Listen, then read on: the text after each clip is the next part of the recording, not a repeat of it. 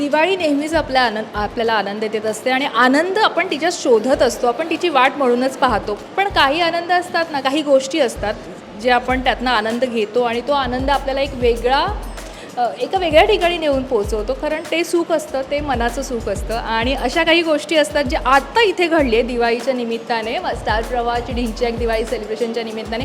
कुणाला तरी आनंद देणं यात मोठा आनंद असतो आणि तेजस्वी, आपण हा आनंद आता अनुभवला की आपण करतोच, खूप खर्च करतो, खूप सगळ्या गोष्टी घेतो, पण दुसऱ्याच्या आयुष्यात जेव्हा आपण काहीतरी छोटीशी गोष्ट करण्याचा प्रयत्न करतो चांगला, तो आनंद आपल्यासाठी खूप मोठा असतो. कदाचित तो नकळत आपल्याला आनंद देऊन जातो. आत्ता या क्षणी तुझी मला वाटतं अशी काही अवस्था आहे की तो आनंद मिळाला आहे. हो, निश्चितच मिळाला आहे. कारण मला असं वाटतं की एका सुखवस्तू घरात जन्म घेतल्यानंतर आणि आपलं आयुष्य छान सुरळीत चालू असतं, तेव्हा आपण कुठेतरी समाजाचे देणेकरी असतो. आपण कायमच असतो, पण मी स्पेशली ह्यावेळी म्हणाले कारण की तेव्हा आपली देण्याची कपॅसिटी असते.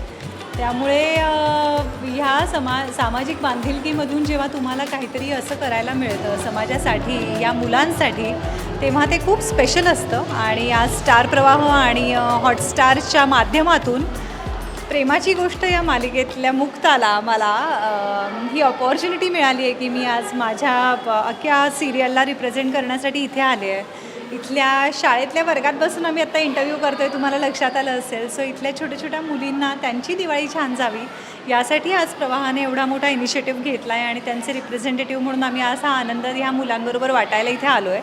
सो खूप छान वाटतं आहे. दिवाळी सेलिब्रेशनचे तुझे असे फंडे काय असतात की आपली दिवाळी आली की आपण बरंच काय काय प्लॅन करतो, पण आज या निमित्ताने तू एक वेगळ्या पद्धतीची दिवाळी साजरी केलीस, पण बेसिकली दिवाळी म्हटलं की तू कशा पद्धतीनं त्याच्याकडे पाहतेस, त्याच्यात तू आनंद कसा शोधतेस तुझा? नाही, मला हे आवडतात. दिवाळी अशा पद्धतीने सेलिब्रेट झालेली आवडते. माझ्या स्पेशल डेजना मला ह्या सगळ्या गोष्टी करायला आवडतात.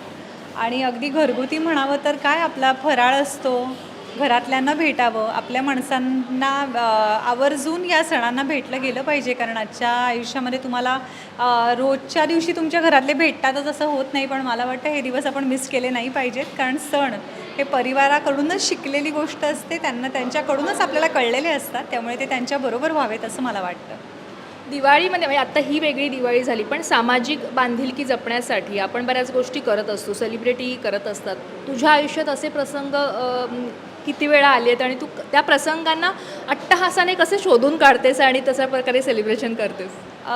येस, मी करते, पण तो माझा एवढा वैयक्तिक भाग आहे की त्याबद्दल मला प्रदर्शन करायला नाही आवडत.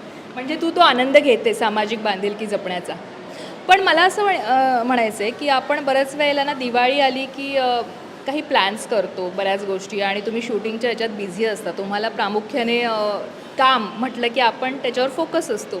पण तेजश्री कसे दिवस काढते आणि कसं प्लॅन करते दिवाळीसाठी एकंदरीत, की नाही तू जसं आत्ता म्हणालीस की घरच्यांसोबत काही काही त्या निमित्ताने आपल्याला भेटणं होतं, जे आजकाल होत नाही. बरेचदा माझ्या बाबांचा वाढदिवसच दिवाळीच्या पिरियडमध्ये येतो, त्यामुळे ते तर अध्यारूत आहे की एकाबरोबर दुसरी पण गोष्ट आहे म्हटल्यावर दिवस काढले जातात, वेळ काढला जातो. आणि माझं तर असं स्पष्ट म्हणणं आहे की आम्हाला वेळ मिळत नाही असं म्हणणाऱ्यांसाठी मला वाईट वाटतं. कारण या गोष्टी आहेत ज्यांच्यासाठी आपण घरातून बाहेर पडतो आणि सगळा खटाटोप चालू असतो.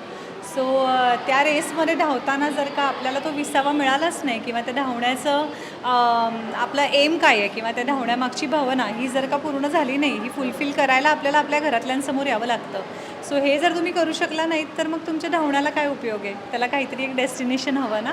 सो मला असं वाटतं की घरामध्ये येऊन घरातल्यांबरोबर थोडंसं सण सेलिब्रेट करणं हा त्या धावण्यामधला विसावा असतो आणि तो प्रत्येकाला मिळाला पाहिजे. आपण चार्जडअप होतो त्याने पुन्हा नव्याने धावायला.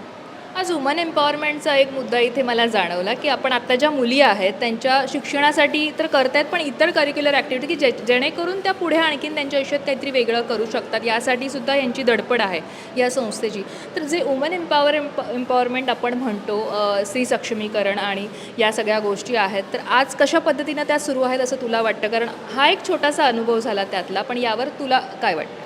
मी आल्या इथे पाहिलं, ज्या वर्गात मी बसले होते तिथे ना खूप सारी पेंटिंग्स लावलेली होती आणि त्या पेंटिंग्समधून काहीतरी संदेश देण्याचा प्रयत्न केला जात होता. सो इक्वॅलिटीबद्दलची पेंटिंग्स होती. आज अगदी मुलींना आपल्याला जी मासिक पाळी येते त्याबद्दलच्या अवेअरनेसची पेंटिंग्स होती. किंवा मला एक पेंटिंग अजून आवडलं की ज्याचा मतितार्थ असा होता की तुमच्या एकटेपणामध्ये किंवा तुमच्या सायलेन्समध्ये शांत राहण्यामध्ये ना तुम्ही सफर होता, त्यामुळे तुम्ही बोला, तुम्ही शेअर करा, हे सांगणारा एक मेसेज होता. सो मला इथे येऊन छान वाटलं की या वुमन एम्पॉवरमेंटसाठी ज्या गोष्टी इथे केल्या जात आहेत किंवा ज्या पद्धतीने केल्या जात आहेत, पेरल्या जात आहेत मुलींच्या आयुष्यात, त्या फार महत्त्वाच्या आहेत आणि हे प्रत्येक ठिकाणी झालं पाहिजे. कारण आज आपण 21व्या शतकातही 2023मध्ये आलो आहे अगं. त्यामुळे आता आपण 21वं शतक म्हणणं पण कमी करूया, त्याच्याही पुढे आलो आहे. आणि इथेही जर आपण बेसिक्ससाठी झगडा करत राहिलो तर कसं चालेल. पण येस, आजही खूप भाग आहे जिथे हा बेसिक्सचा स्ट्रगल चालू आहे. सो या स्ट्रगलच्या पुढे आपल्याला यायला हवं. आता वेळ आली आहे मला वाटतं. थँक्यू आमच्याशी बोलल्याबद्दल.